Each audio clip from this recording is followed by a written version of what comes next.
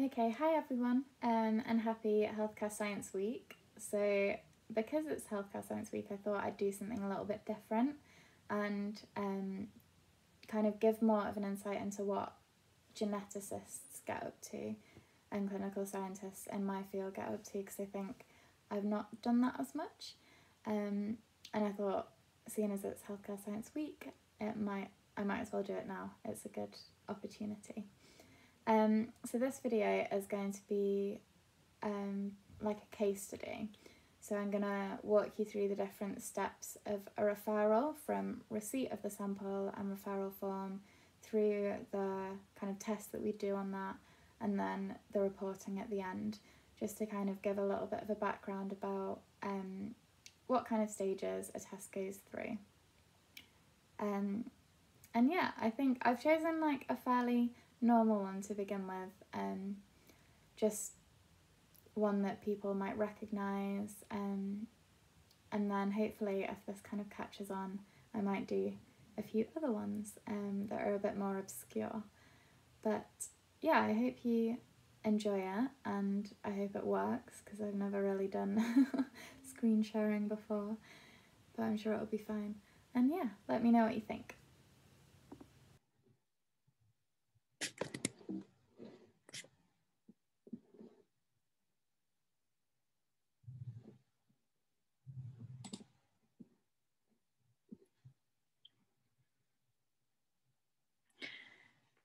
Okay, so I think I've got this working, although can I get rid of that?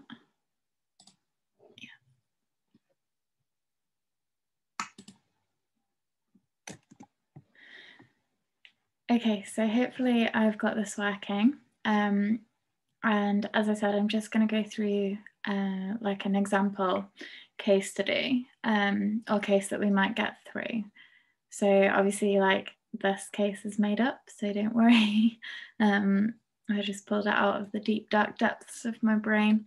But yeah, I'll just talk you through from like when we'd receive the sample, through like processing of the sample, looking at the results, and then thinking about how we'd report that as well. So this is like an example of the kind of request form we might get from a clinician. So we just kind of go through it in stages, and I think like people do this differently, but I'm just going to go through it the way that I do it, because it makes the most sense to me. So I'd start at the top, which makes sense because you're looking at like the patient identifiers. So we need 3 different patient identifiers to be able to process the sample. And this is just important so that we're getting the right sample results to the right person at the right time. So we've got Sarah Sunshine. She is a 29-year-old female outpatient, and they've also given her NHS number as well, and this is really useful to have. And then, so all of that is fine, we can process it. So we'd move on to looking at kind of the reason for the referral.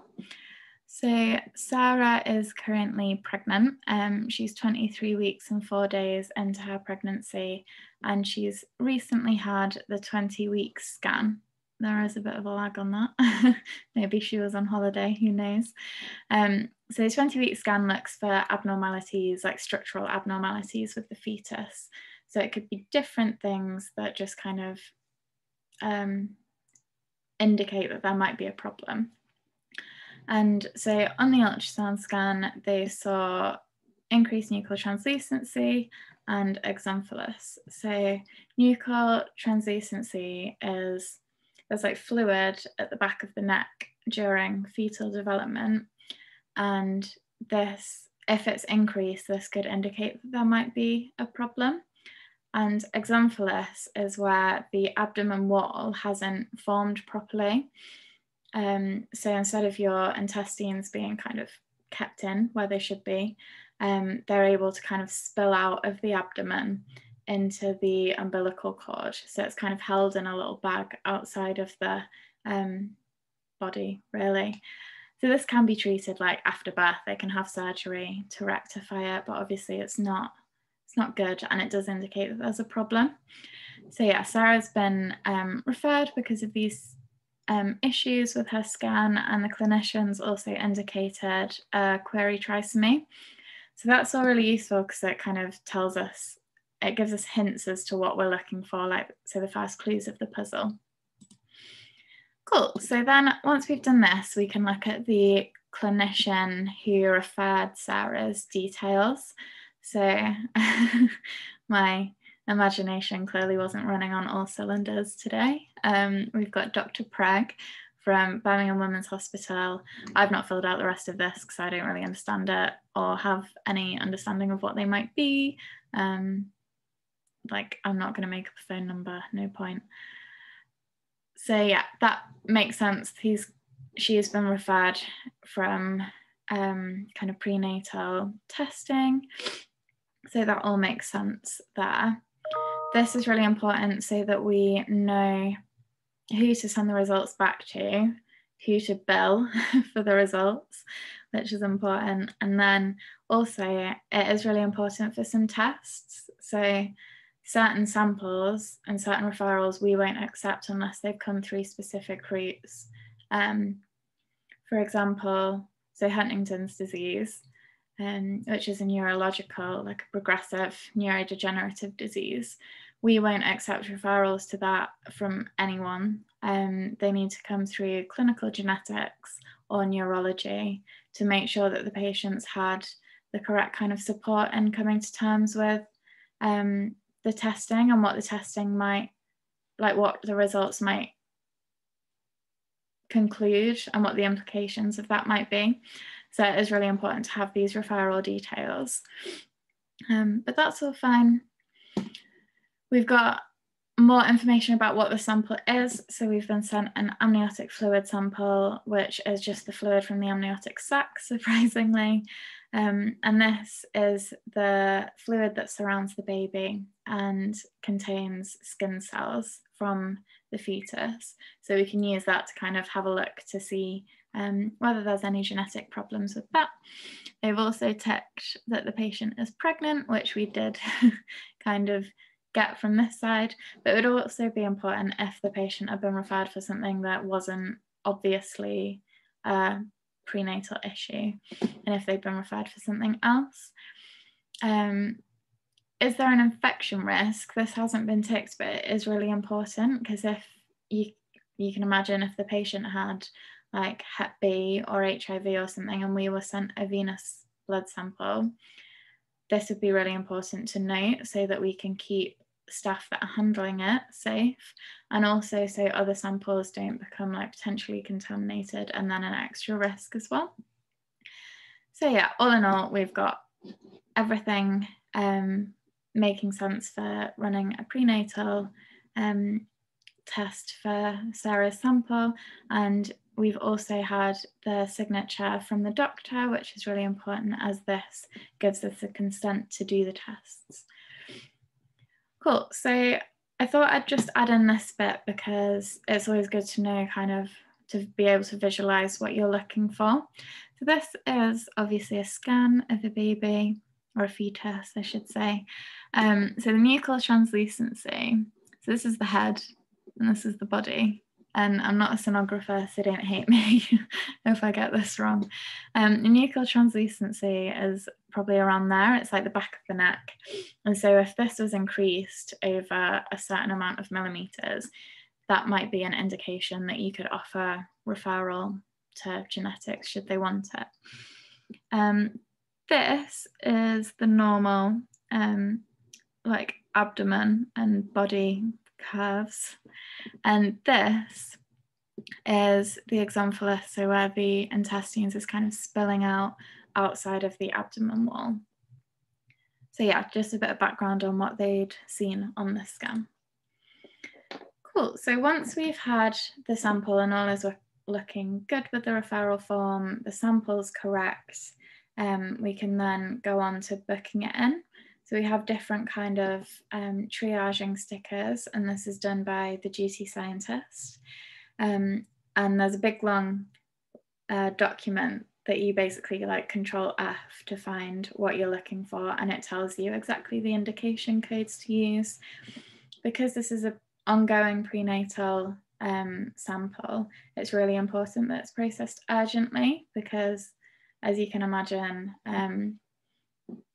this is really important to process quickly, because as a prenatal sample from an ongoing pregnancy, it's so important to get the results back as fast as possible, so that the woman and potentially her partner can make decisions on what's best for them regarding like either continuing with the pregnancy or terminating, and they need to have the time to be able to make an informed choice about that and feel supported.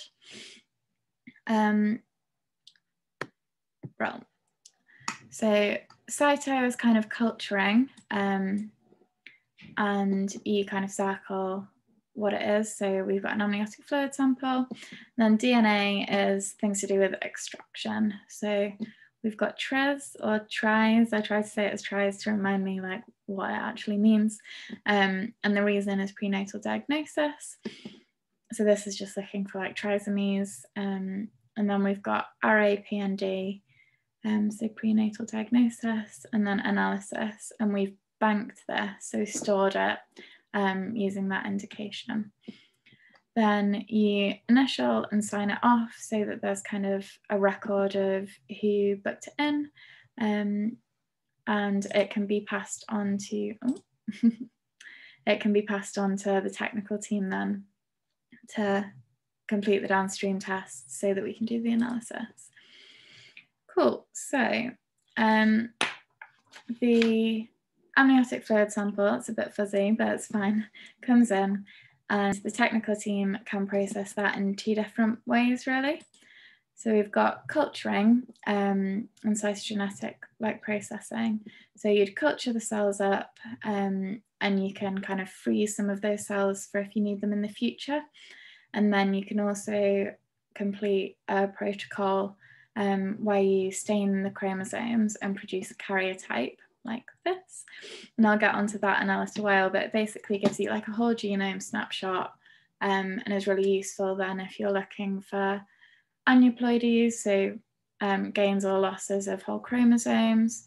You could be looking for like polyploidy, so that's where you gain a whole set of every chromosome, or you could be looking for kind of structural rearrangements.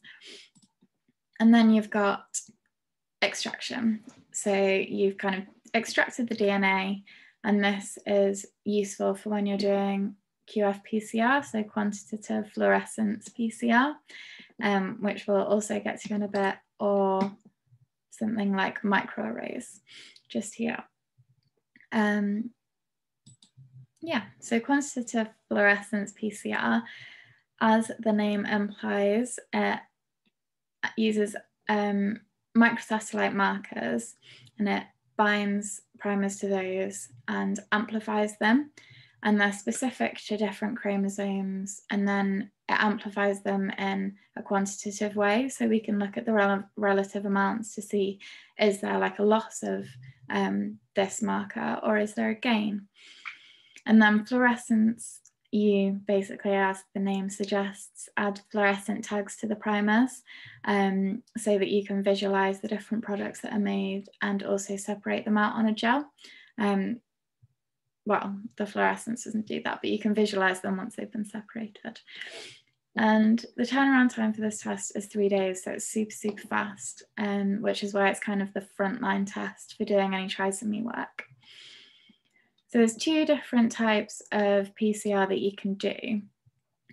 Multiplex QF-PCR, and this is assigned to all prenatal samples that come through. So all of the samples will get tested for chromosomes 13, 18, and 21. And then there's also the XY multiplex QF-PCR, and this is used for some prenatal samples, but not all. It depends on the referral reason and like why that patient has been referred. So it tests for chromosomes X and Y, and one of the reasons that sorry, you might be assigned this one is if there's increased nuchal translucency on the scan. So for our patient, it would, both of these would be assigned. Cool, so yeah. our patient has had their DNA extracted and the downstream tests have been done, and these are the results for her. So it looks like a lot of kind of wobbly lines. So I'm going to go through it in stages because it does actually make quite a lot of sense. So first of all, we've got some of the like sex chromosome markers. So we've got AM, XY, and this binds to a region on both the X and the Y chromosome. So we've got 2 of those peaks, which indicates that there's like 2 sex chromosomes there. And then we've also got a peak at the SRY marker, and that is a gene that's found on the Y chromosome. So we can use this to say that Sarah's fetus is male. Then which one did we go on to? Chromosome 21. So I think I started with this one because it's I think more people know of this one. It's more common because trisomy 21 causes Down syndrome. So I just thought I'd start with this as more people are likely to recognize it. So with this one, I've not highlighted all of them because I thought it might get a bit repetitive. But with this one, you can see we've got 2 peaks here and here, and they are both of equal size. They're both kind of the same height, which indicates that there's kind of 2 copies, we think.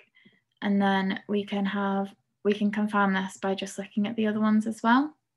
So again, 2 peaks here, and they're both of pretty much equal size. I know that one's like a little bit taller, but it's not massive. It's not a massive difference. And same for here, it's not a huge loss there. So we can say that that's like a 1-to-1 ratio. This one, we've just got one massive peak here. So one really big one. And that on its own isn't informative. We can't use that to say anything because we don't know whether that could be just 1 peak, so 1 copy of chromosome 21. It could be 2 peaks, so like the normal 2 copies like we're seeing here, but just of the same marker. Or it could be 3 or 4, we don't know because we've not got another peak to kind of quantify it against. So we wouldn't be able to use this one would be uninformative, but because we've got the other 3, and I think there's another one somewhere just there, we can say that there's 2 copies of this chromosome. Now we'll move on to chromosome 13. So again, similarly to 21, we've got 2 peaks in these, and they are all relatively the same size, pretty much, give or take like a couple of millimeters. So we can say that there's 2 copies of that as well. So they both appear normal. There doesn't seem to be anything particularly wrong with that. When we go over to chromosome 18, there is some quite obvious differences to the previous ones. So I'll start with this one because it's a bit more easy to explain and visualize to begin with. You can see that we've got 3 peaks here, and they're all relatively the same size.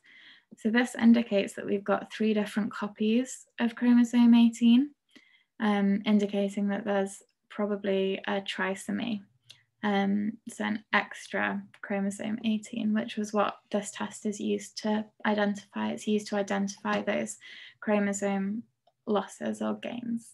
Well, chromosome gains normally, but it can be used to identify like a loss of the Y chromosome. Anyway, with the rest of these 3, one of the peaks is double the size of the other one, so it's dramatically bigger. And same for this one as well. And so this shows that there's like a 2-to-1 ratio. And so there's likely to be 2 copies of this marker and 1 copy of this one. So that indicates the same thing. There's still 3 copies, just in a slightly different way. So when we kind of integrate all of that together, we can say the fetus is male, although may not report this because the patient might not want to know. And that chromosomes 21 and 13 appear to be normal with 2 copies, but chromosome 18, there appears to be an extra copy, and that would be abnormal. Cool, so you can confirm QF-PCR results using karyotyping. And this is where, so when the cells are dividing, you kind of halt them in metaphase, which is the stage where they're most easy to see, basically. So you halt them at that point and then drop slides and then stain the slides so that you produce a picture like this. So you can see faintly that there's different bands on here, like it's really light at this part, and then you've got two darker bits here, and chromosome 11, for example, you've got light, dark, light. So it produces these banding patterns that are really recognizable and can be used to kind of identify if there's any problems. So yeah, as I say here, it's good for seeing if there's gains or losses of whole chromosomes, if there's gains or losses just within like a smaller bit of the chromosome that can still be visualized, or if there's any rearrangements. And these are called translocations. So sometimes there might be a rearrangement that causes one of the chromosome 22s to kind of get stuck onto the bottom of chromosome 9. And the turnaround time for this one, even for urgent cases, is 14 days, because it takes longer to culture the cells and prepare the sides and do all of that. So QF-PCR is useful just because it's so much quicker. Cool, so this is our patient's karyotype. This was a normal one. You've got 2 copies of everything, and then an X and a Y, so it's male. And this one is our patient's. So we've got 2 copies of pretty much everything, and then an X and a Y, so that confirms what we saw with the QF-PCR, that it's a male karyotype. And most of these look okay. This one's folded over on itself, this 3. So it's probably fine, it's just like that, but you would need to confirm this using other cells. Same for this number 8, that's kind of bent over a little bit. But the big thing that we can see that is a bit of a problem is the 3 copies of chromosome 18 that look a little bit like gummy bears. So this is, again, confirms what we saw with the QF-PCR results, and it's pretty much concluded now that this is what's causing the abnormal findings on the scan. So a little bit about trisomy 18, because I think it's important to always remember like what conditions you're testing for and what effects this has on the patient, and in this case, the patient's child. So it occurs in about 1 in 5,000 live births, so it's quite rare, but a lot of fetuses die during pregnancy because it's less viable than a pregnancy that doesn't have 3 copies of chromosome 18. Fetuses have slow growth within the womb, and then a low birth weight, and are often quite small. They have small heads as well, and often have clenched fists. These are some of the like obvious symptoms for live-born babies, and rocker bottom feet, so the feet kind of go like that instead of with the arch. And then there are internal abnormalities. So as we talked about before, there can be issues with the abdominal wall, there can be kidney problems and heart problems as well, and also some problems with development. So it doesn't have a great life expectancy. Only 5 to 10% survive past 1 year of age, and that just rapidly decreases. And there's no cure either. So it is a real emotional and physical toll on everyone involved. I think it's fair to say. So it's easy, the reason I put this one in here is just because it's easy to get kind of sidelined by all of the technical stuff that's going on. And I personally find the analysis and stuff really, really interesting, because it's like problem solving. But it's important to be like, okay, although this is interesting and we have found a finding, it's still got huge consequences attached to that. So there's like emotional consequence for the mother and like parents and family, and then also like the physical and mental health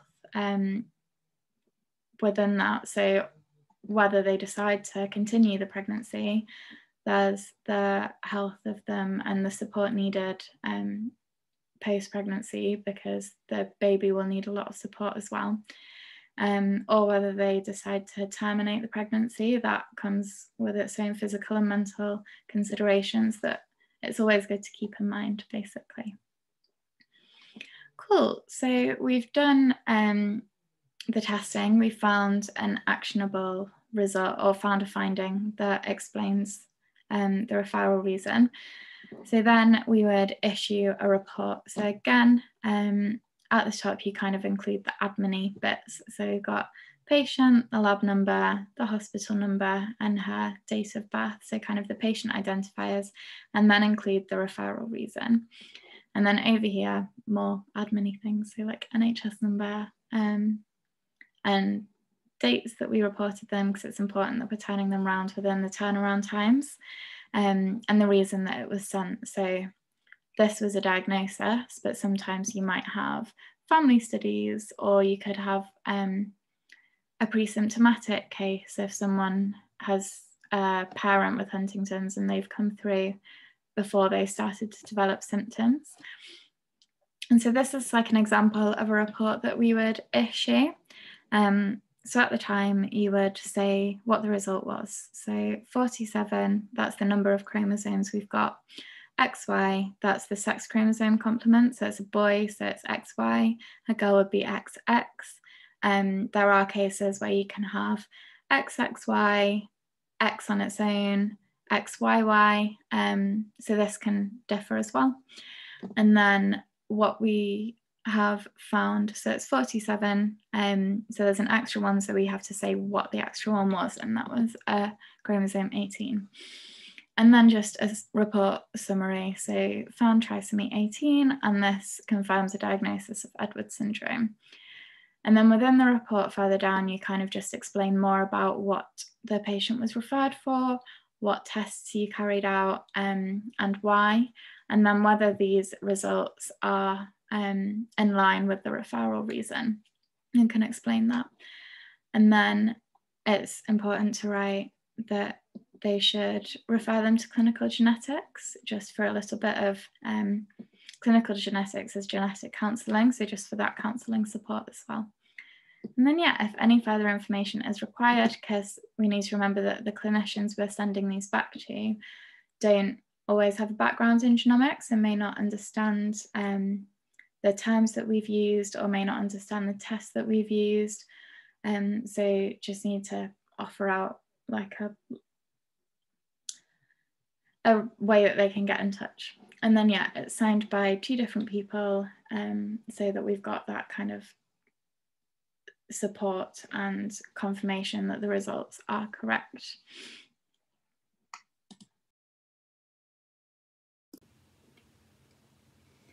Cool, so hopefully you found that informative, and I've answered more questions than I've created, but just a bit of a background really into like how a sample might go through. I've not gone into all the technical nitty-gritty things, partly because I don't understand them myself yet, but we'll get there. So yeah, I hope everyone stays safe. And let me know if you like this, and I'll do a few more of them, and maybe get like other people to kind of talk me through a case study for them as well.